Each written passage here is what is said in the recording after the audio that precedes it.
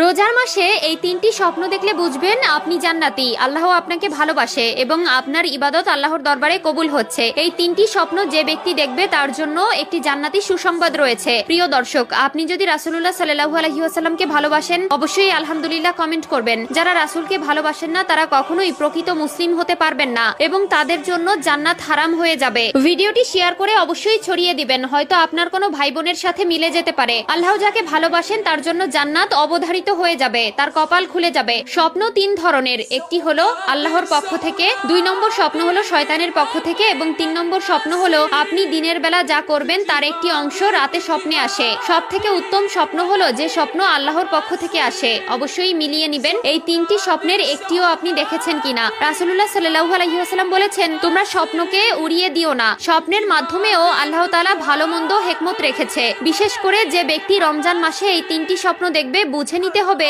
আল্লাহ তাআলা নিজে সেই ব্যক্তিকে ভালোবাসেন এবং তার জন্য জান্নাতের সুসংবাদ রেখেছেন। হয়তো আপনার কপাল খুলে যেতে পারে কঠিন ওই পরকালের ভয়াবহতা থেকে। 1 নম্বরে, আপনি যদি স্বপ্নে দেখেন আপনি কোরআন তেলাওয়াত করছেন, বুঝে নিবেন সেই স্বপ্ন আল্লাহর পক্ষ থেকে এসেছে। পবিত্র কোরআন ও রমজানের রোজা আল্লাহর দরবারে আপনার পক্ষ হয়ে কথা বলবে। এই স্বপ্ন দেখলে বুঝে নিবেন আল্লাহ তাআলা আপনার উপর প্রচন্ড পরিমাণে খুশি, যার ফলেই আপনি কোরআন স্বপ্ন দেখেছেন। 2 নম্বর স্বপ্নটি একটু বেশি গুরুত্বপূর্ণ। স্বপ্নে যদি দেখেন আপনি গোসল করছেন তাহলে বুঝে নিবেন আল্লাহ তাআলা আপনার উপর খুশি আছেন।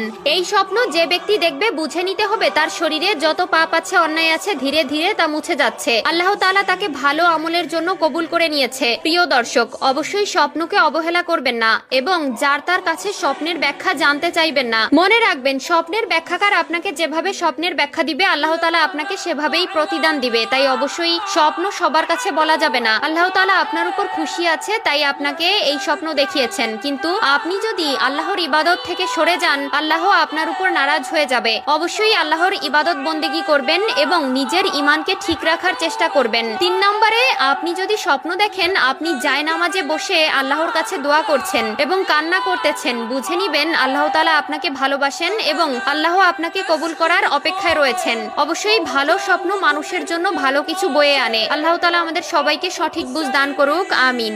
বরকতময় মাস রমজান সম্পর্কে কোরআন সুন্নাহয় যেসব ফজিলত ও মর্যাদার উপকারিতার বর্ণনা রয়েছে, রমজান শুরু হওয়ার আগেই সেসব সম্পর্কে জেনে নেওয়া, সেসব উপকার পেতে কোরআন সুন্নাহর দিক নির্দেশনাগুলো মেনে চলার প্রস্তুতি নেওয়া, রমজান মাসে পরিপূর্ণ সওয়াব ও ক্ষমা পেতে মানসিকভাবে প্রস্তুতি গ্রহণ করা। জীবনভর যত গুনাহ করেছি এই রমজান মাসে সেসব গুনাহ বা অন্যায় থেকে পরিপূর্ণ ক্ষমা পেতে হবে, সবচেয়ে বেশি সওয়াব পেতে হবে। রমজান শুরু হওয়ার আগে এই প্রতিজ্ঞা গ্রহণ করা জরুরি। রমজানের আগের মাস শাবান মাস। প্রিয় নবী সাল্লাল্লাহু আলাইহি ওয়াসাল্লাম বেশি